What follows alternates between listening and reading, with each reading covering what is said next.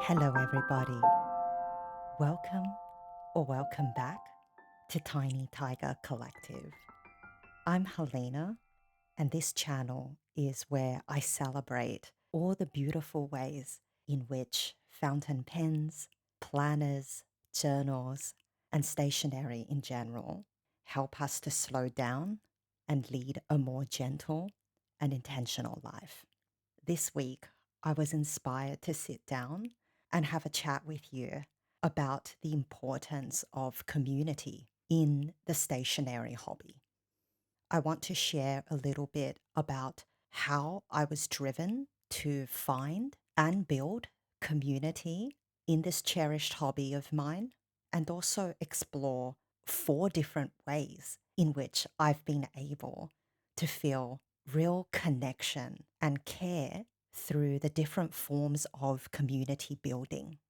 The 4 different forms that I want to talk to you about map beautifully onto a framework distinguished between online and offline communities, and then group and one on one.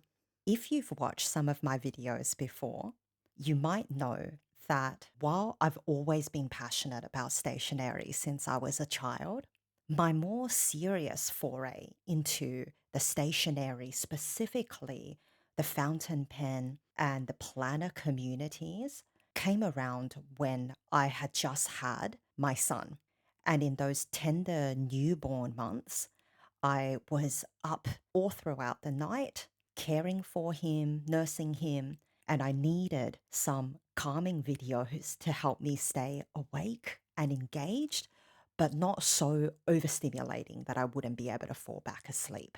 And that's when I discovered channels like Yosaka Stationery and Jet Pens. And it reignited something about my inner child in those times when I was learning to become a mother. The wonder and enchantment that I felt as a little girl running to the local stationery shop after school and smelling the beautiful scented erasers and trying out the glitter gel pens, not to mention spending my pocket money on 1 or 2 of the new sticker sheets. That tender, pure joy flooded back to me as I watched these incredible stationery stores demonstrate the range of beautiful notebooks, pens, and inks they carried. After a few months of watching every stationery video that I could find and exploring this treasure trove of content, I started quite quickly yearning for a deeper community through this hobby. And I think a lot of that had to do with the fact that I was a new mum. And while I was pregnant, I had moved to a new city, left my family and friends, and I was extremely isolated. And yes, I was very lonely. So, with this newfound love and curiosity for stationery, I really craved some kind of connection where I would be able to have a safe space to share everything that I was learning and that I was desperate to explore. The first thing that I did, and I don't know why it felt like such a monumentous decision at the time, but I had been someone who very happily used YouTube many times a week, but I had never been a commenter on YouTube videos, except maybe a very small handful of times when I was stirred to share. But I was really somebody who used YouTube more passively, and it never occurred to me to take advantage of the social element of YouTube. When I noticed my sense of isolation and loneliness, I made a very conscious effort that I would choose some of my favorite stationary YouTube channels and I would begin to comment on the videos as frequently and regularly as my time and energy allowed. I learned that not all YouTubers prioritize responding to their commenters. I admit because I was feeling lonely, I really valued the creators who took the time to respond. They didn't have to respond right away, but at that time, the channels that really nourished me were Alison of Little Coco Studio and Lal of Kenshin Craft. I quickly realized that whenever I took the time to comment on their videos, both of them would respond in some of the most heartfelt, considered ways. And it made me feel so seen and heard. And I say this with full recognition that in the last couple of months, I've gotten really bad at responding to all of my commenters, and there have been a range of reasons around that. But in part, definitely the busyness of my current semester has been one in which my previous goals of responding to every comment has unfortunately had to slip. So I'm not so perfect at maintaining community on my own channel, but I can also appreciate how much it meant to me at that time as a new mum in a new city and having creators that I admired from afar take the time to speak to me as though I was a friend. And I was so excited. I even remember reporting to my partner of how much I could see my well being improve after a month of making that concerted effort to comment on YouTubers' videos. After around a year, as we emerged out of the newborn haze and the difficulty of raising a baby, I started seeing my capacity exponentially grow to pour more into my hobbies, my interests, my passions. And that's when I started seeing the possibility of me being able to have the time and energy to film my own videos, edit them, and share them on my own channel. I'm not sure looking back that it was entirely fair of me to form this assessment, but even though by then I had spent months watching the videos of my favorite YouTubers, commenting on virtually all of their uploads, and having wonderful, compassionate conversations with not just the creators, but sometimes the other people in the comment section as well, who might read my comment and say, "Oh, I've got that pen too," or "I've been struggling with using that paper as well." There was always, though, a part of me that felt like there was a distance between me and the online stationery community because I was nevertheless behind this anonymous username. I wondered if the creators, as kind and generous as they were in responding to my comments, whether or not any of them felt like, well, they really couldn't know me from a bar of soap. Like they couldn't ever really be sure that I was who I said I was. And there was a sense where if I had my own channel, even this one where I don't show my face, there was something about the undeniably human aspect of seeing my very inky stained hands this week and hearing my voice that I would be able to put more of myself into the online community and offer more of my identity and my humanity. It's been 10 months since I started my YouTube channel, and it is honestly a decision that I'm so glad I made. I never thought that I would be able to commit to building a YouTube channel for this long. And I've learned so much from each and every one of you who have chosen to take the time to offer ideas, advice, and inspiration in the comment section week after week, even when I haven't been so good about responding in the last couple of months.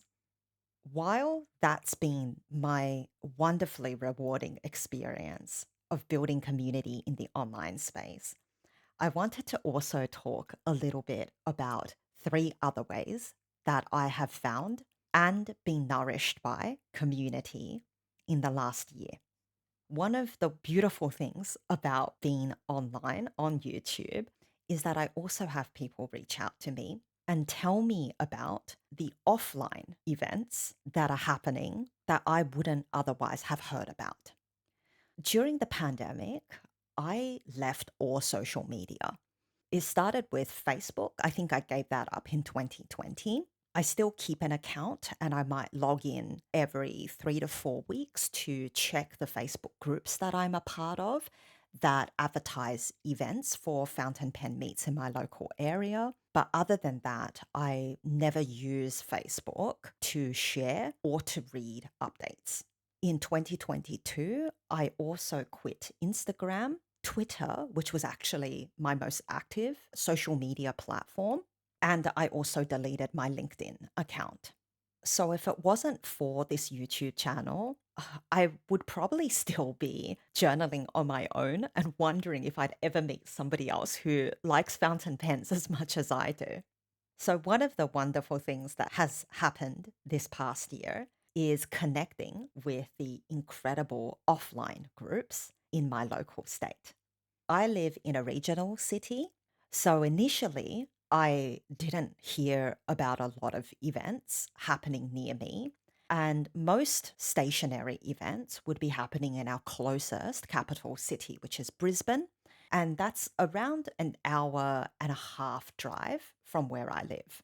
Nevertheless, as my son became more and more independent, easygoing, more adventurous than social as a toddler, we've been doing longer drives out to Brisbane. And earlier this year, I had the immense pleasure of attending my very first Southeast Queensland Journal Keepers group. I brought along my Love and Trip notebook to my first event, and then it very unofficially became my stationery hobby notebook when I christened the pages with this Journal Keepers Club stamp. And that's where I met a wonderful fellow stationery lover, Jo.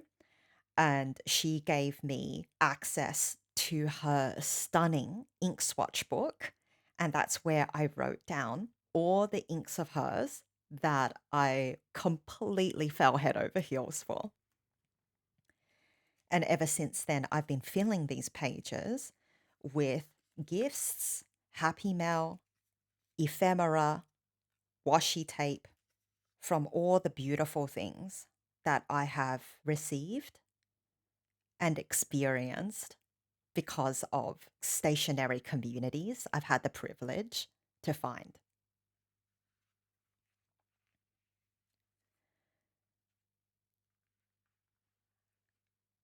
You might have noticed on this desk that I recently joined my very first Pelican hub.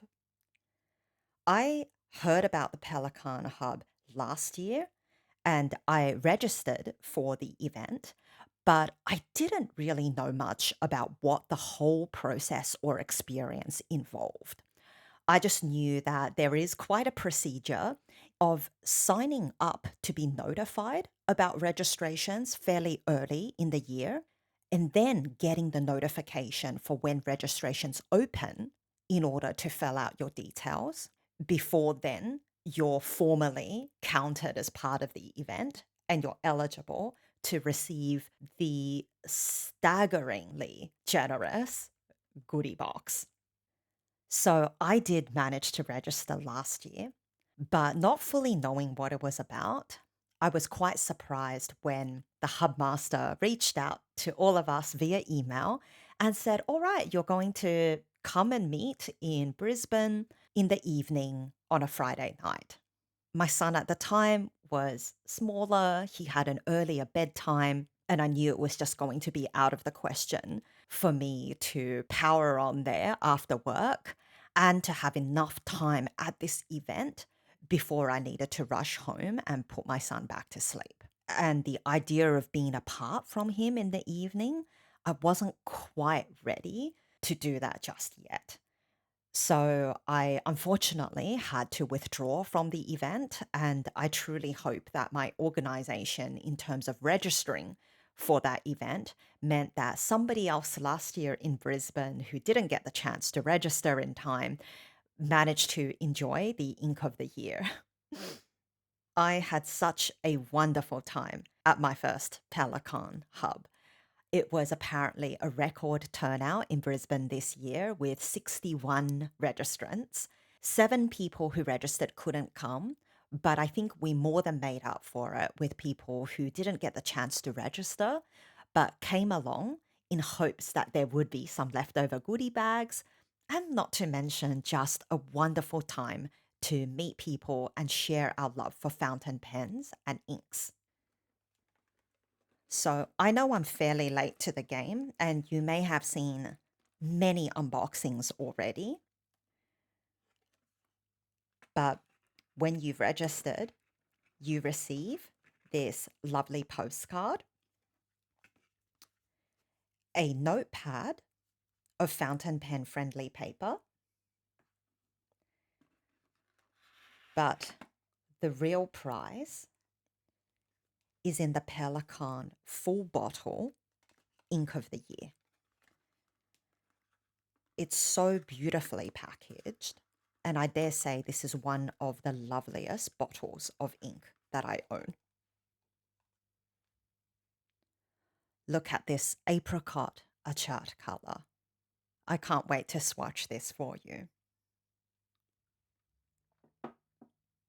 I saw my friend Jo again at the Pelican Hub meet, but while I sat on her table, I sat next to two people that I hadn't met before, and I had a fabulous time getting to know my neighbors. One of them brought along some exquisite pens, a Mont Blanc, a Just Turnings custom made pen, of which only four exists in the world, and a Visconti, vintage Visconti pen. And they were so incredibly generous to let me try out all of them. I also met David from Too Many Pelikans, and he just came up and introduced himself to our table. And he let me try three of his pelikans that he had brought along, all from the art series. And it was my first time seeing and holding a pelikan in person. And I could not believe how much more beautiful they looked in person when the chatoyance of the barrel would dance in the light. I unfortunately didn't get to stay very long because I had a long drive back home. I had my meal, I got to know my neighbors. I also took part in the lucky door prize draws, and that's where I received this little coaster, which I think is the most fitting little memento I could have received for my very first Pelican hub meet, but hopefully not my last. Now, with offline group meets out of the way, I also want to talk about when there's the possibility of one on one offline connections. Early last year, one of my colleagues at my university invited me to be the co supervisor for a brilliant PhD candidate. I immediately said yes for the opportunity to not just advise this student on an interesting project. I also had admired this colleague and was really excited to work with her. You may have heard me talk about her on my channel before if you've watched my previous videos, but Libby, who's the person who bought this Love and Trip Passport TN for me from Tokyo in the Nagameguro store, of all places, is a friend of mine that I've been so lucky to forge connection and community with offline. I believe it was at our first meeting with a student when she introduced me to him, and I pulled out my Lamy 2000 to write some notes. And she realized that I loved stationery as much as she does, even though she's not a fountain pen user. We connected over our love of Japanese stationery in particular. And she has a beautiful collection of TNs that she uses for the various domains of her life. And every time she pulls them out in our meetups and in our staff meetings, they just can't help but make me smile with how lived in and how loved they are. So I started having Libby over to my house for morning teas, and we would just pass 2 hours in the blink of an eye talking about how we've been using and loving our stationery in the past month since we caught up. Now, with one on one offline connections, I will say that I have been so nourished by one on one online connections. And I've had the immense pleasure of receiving some happy mail this past week from Michael in the margins. I first heard about Michael 5 months ago when I was just about 2 months in to having a YouTube channel. I posted a little video about the things that I had learned about being on the YouTube planner community. And Michael commented on that video and said that he had started his own channel after watching a few of my videos. I immediately went to his channel and watched a couple of videos that had been out. And while for me, there's often an element where I really want to support you as my viewers, with Michael, there was no sense of feeling obligated because he had me hooked on the first video I watched.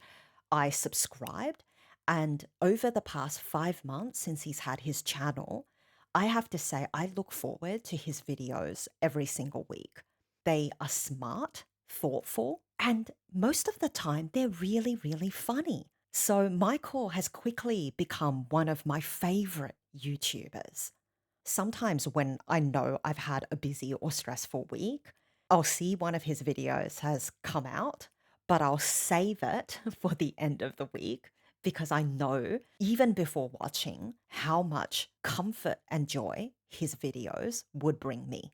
And so this past week, I was so touched when I received some happy mail from Michael, and one of the cute things that came in his care package is this New York yellow cab. So I'm going to immediately string this up in my stationery TN.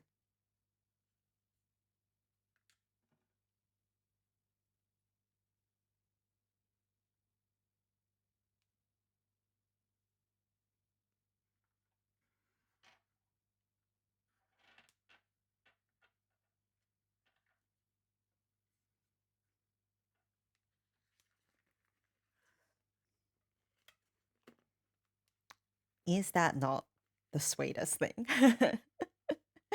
It was exactly what was missing from my book. I would also be remiss if I didn't point out that within this frame the whole time are two relatively new fountain pen acquisitions that I've made this year, but I haven't shared unboxings, reviews, or tests of them. I have here an Asvine C80 and a Banu Minima Black Skull. Both of these I purchased after watching the wonderfully detailed and considered reviews that Linda from Tortogella shared. I know she would not be comfortable if I said she penabled me or she influenced me because that's not what her channel is about at all. And one of the things I've adored about following her videos and being a part of her community is how Linda really embodies this sense of being unapologetically playful and passionate about stationery. And Linda reminds me of the wonder and the enchantment that I felt as a child in letting myself have joy while being responsible and mindful with my purchases, but not in a way that censors myself or constrains myself in terms of the right way that I must use things. Or, oh, I don't deserve to open that notebook unless I'm sure that the purpose is absolutely perfect and every page looks social media worthy. Linda just shares her pure love for stationery in a way that reminds me why I fell in love with this hobby in the first place. Finally, through her wonderful comments, I've had the great pleasure of connecting with Vegan Organizer, even though they're located on the other side of the world in London. Their intelligent, generous, and wise comments on my videos week after week eventually led to her reaching out to me via email and us exchanging phone numbers. And I can't tell you how much joy it has brought me in the last few months being able to message her. So, if you don't know, Vegan Organizer used to be very active on YouTube, but has had to take a break from making videos. Nevertheless, their channel is available with a treasure trove of past videos, including some wonderful old Hobonichi unboxings from the years long before I even heard what Hobonichi was. During this year's Hobonichi launch, I don't think a single day went by without me messaging her. And now I honestly feel so lucky to almost be the audience of a private YouTube channel because she will show me photographs of her books, her journals, new pens that she's bought, or inks that she's swatched to pair with those pens. And that's really highlighted for me how community can also be so meaningful and so nourishing, even when they're with people on the other side of the world. But taking things off a social media channel, being in each other's lives in a more intimate way, it's really been a type of recognition and care that I never thought I would find when I first dipped my toes in this online stationery hobby after I had my baby. Thank you so much for joining me in this conversation about 4 different ways I have had the pleasure of building community or finding community in my stationery hobby. I would love to hear where you are in your stationery community building experience. Do you have groups of friends who love stationery that you meet with regularly offline? Or are you like me early on in my journey when most of the people you know who share your love for stationery are on YouTube or another social media platform, and commenting on their videos or posts is how you feel that sense of friendship or camaraderie?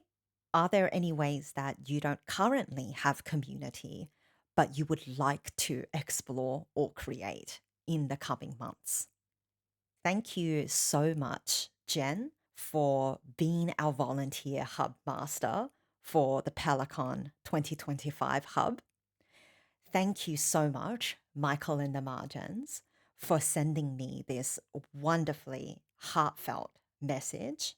And thank you for all of you for being here, part of my channel, and sharing your encouragement and support that has made this channel such a kind and inspiring place to be. I wish you a wonderful week ahead, and I can't wait to see you in my next video. Take care and bye bye.